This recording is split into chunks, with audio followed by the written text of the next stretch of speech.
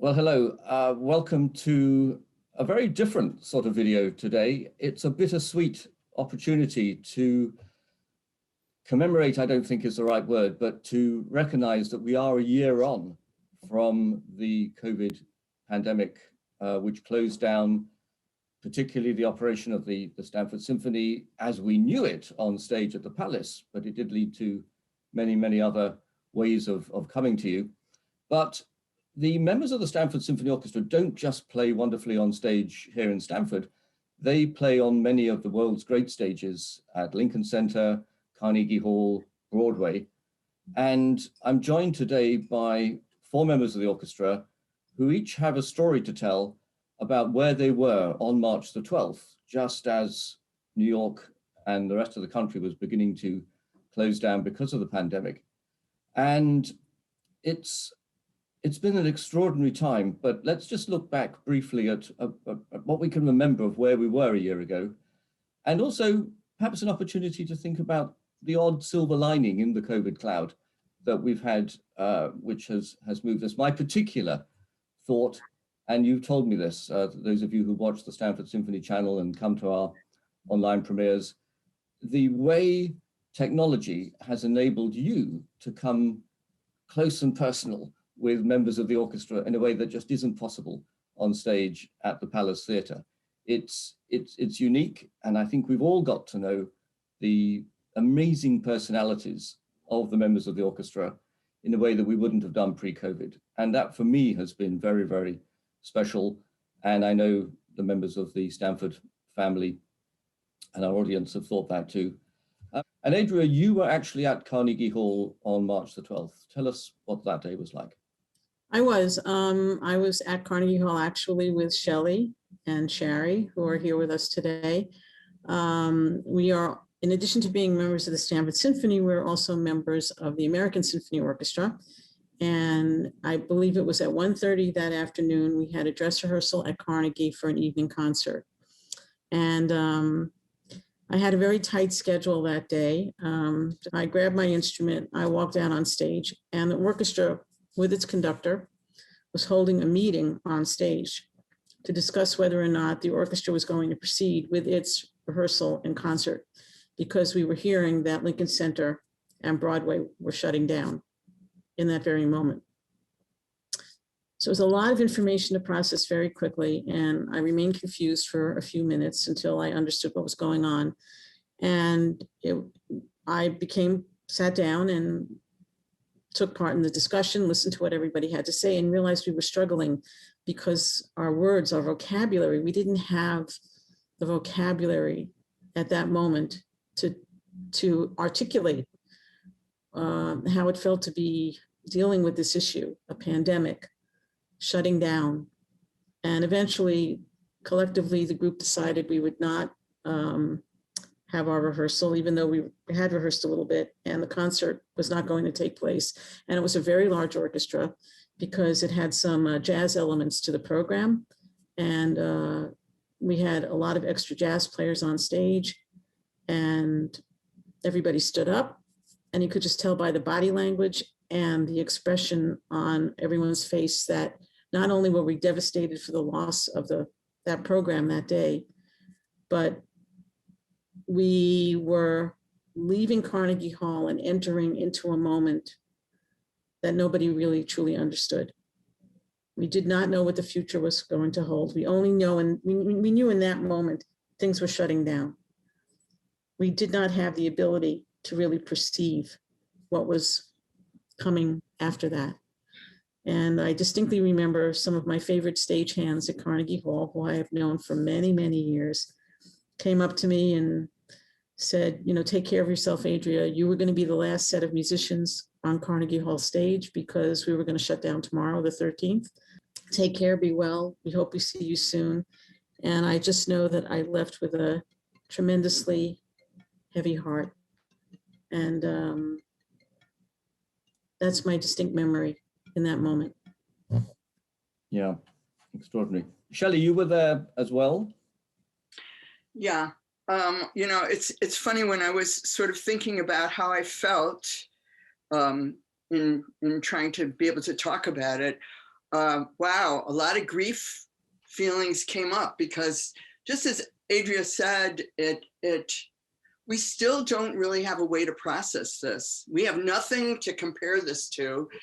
And that feeling on stage at that moment, when it was finally decided we were leaving and everybody stood up, I mean, it just, you know, it's sort of planted really deeply in me. When my very sharpest memory was we went to get our car out of the garage we always use right next to Carnegie Hall. And we had told them 10:30. And we sort of know the guys there, as Adria was saying, we sort of know the stagehands. And when they saw us come in, it was like 2 o'clock and they said, "What are you doing here?" And we said, "Shut down, everything's shut down."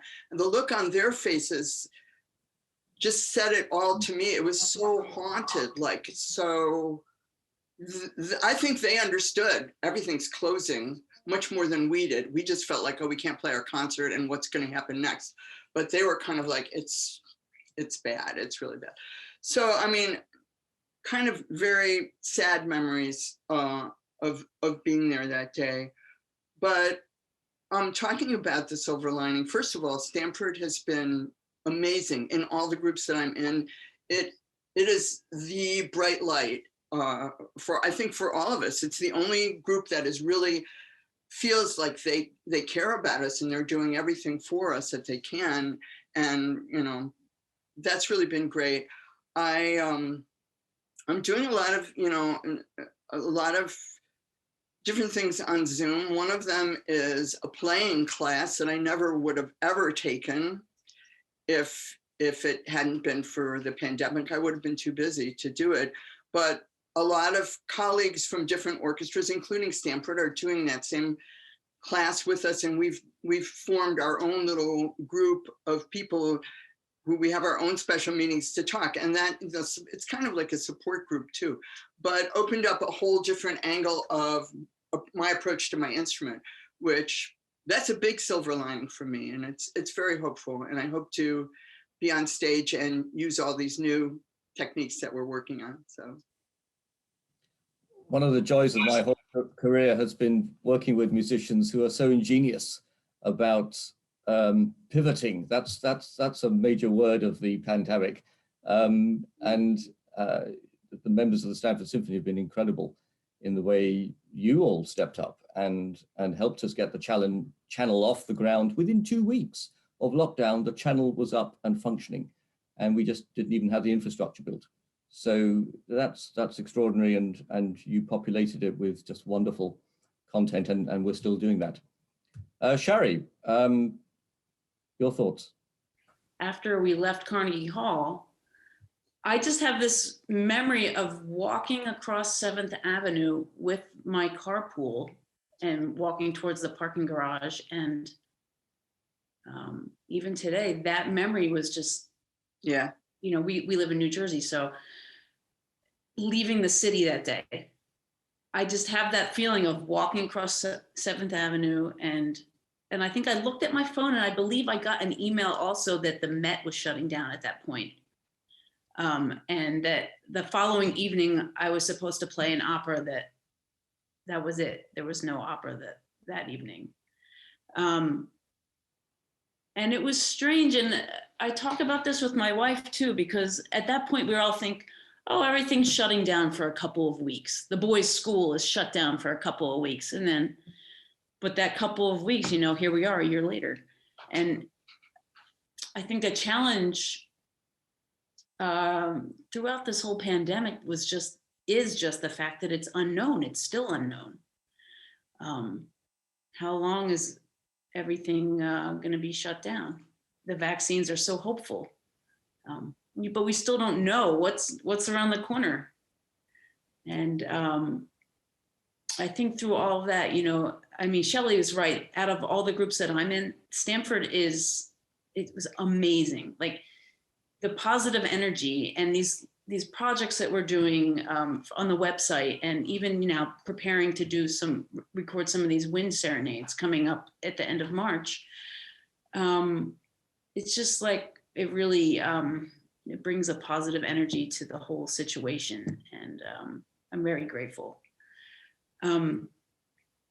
As for my own personal journey, you know, in pre-pandemic times, our schedules are so busy. We're running around from here to there, and I haven't had the time to practice like I've been able to practice this year since school, since I was in college. And I've been able to address certain things in my clarinet playing that I would never have been able to have the time to address. And it's just been, in that way, it's been really amazing. I've made like changes that I've wanted to make for years, that I would always start and then I get too busy and I'd end up, you know, pushing it aside. But now I've like, especially over the last few months, been able to like really hone in on certain things. And I'm like really excited to bring it back into the orchestra, bring it back into the performing, you know, fingers crossed that, you know, hopefully this fall when we get to, you know, be on stage with each other again. And I feel like I'm going to be stronger as a musician and as a performer because of this time. Yeah. It's so easy to see all the negative, but, you know, there's been a lot of positive as well. And I think for everybody. So. Great. Thank you. Bob, your story was a little bit different on March the 12th. Yeah, my story was a bit different. I was scheduled to be performing on stage at Carnegie with all these wonderful colleagues, but apparently I had some indirect contact with one of the few confirmed COVID cases at the time.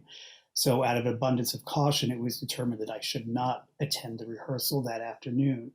So I sat on the sofa, had the news on, furiously texting with my stand partner and other colleagues in the orchestra, figuring out what's going on, watching as the dominoes fell, as Carnegie Hall, as Lincoln Center, as Broadway all shut down, as our performance that night at Carnegie shut down. I think I sat there, you know, all day, basically glued to that until about 4:30 p.m., where my last job, which was a run of the musical Love Life at City Center. We were due to rehearse that Friday. All day was finally canceled as well. So opening up a calendar till, you know, whenever. I think the first thing that came up was one of the virtual performances for Stamford, the Amazing Grace video, which was so good to do. Certainly among the challenges for me, I mean, it's been an educational thing, but I am looking forward to not being my own sound technician. I've learned a lot. And with that knowledge, I know that there's a lot more that I don't know. And I have so much more respect. I mean, I've always had respect for people who do this, but I have even more now. And I'm looking forward to passing it off to them. That said, this ability to connect with people and through this venue and through these performances and interviews, it is something that's wonderful that I hope we can take forward even once we get back to live performance. Personally, silver lining wise, being home is wonderful. I have learned that I want to pace myself and not be quite as busy as I was before the shutdown and be able to fully concentrate more on what I'm doing. I've also taken the time to do some studying about anatomy, how the body works, hopefully passing a test to be a certified personal trainer. We'll see how that goes. So I am taking on a few other projects that also help with performance, since what we do is such a physical thing. So that's it. But I'm also extremely grateful to the Stamford Symphony for everything they've done, all the support of the management and the donors, everything they've created, and personally, the contribution from Stamford to our health insurance shortfall fund has allowed me to keep my health insurance coverage, which is, of course, as you all know, a major thing. So thank you.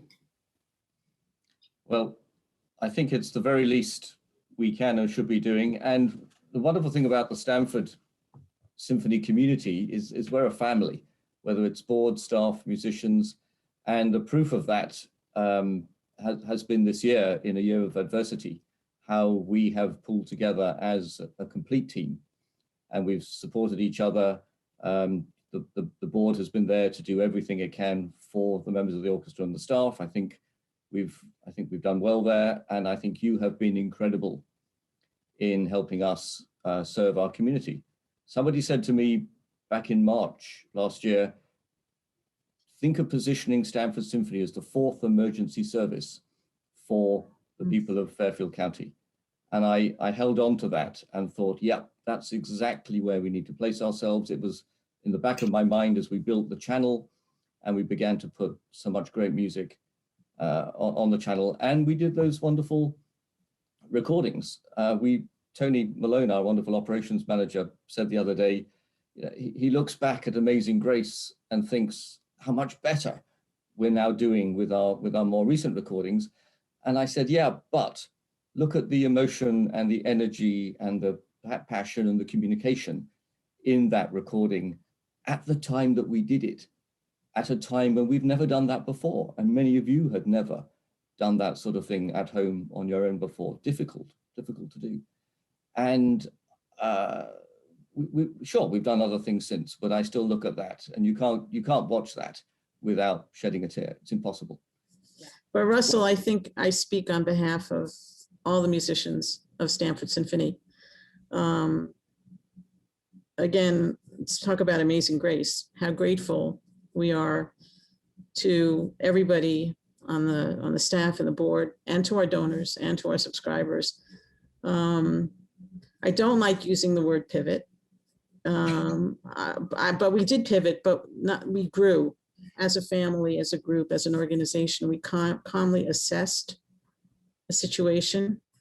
We discussed what was possible for us to do, and we went ahead and we did it, and we're still doing it.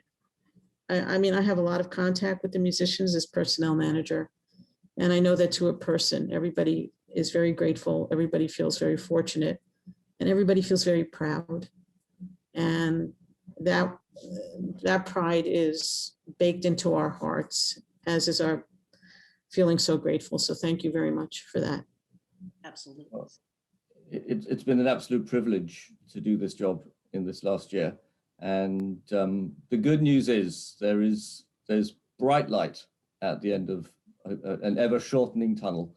And we have 2 more online premieres, April the 17th, May the 8th, when I'll see you at the Palace Theatre. We'll be coming live from the Palace on May the 8th.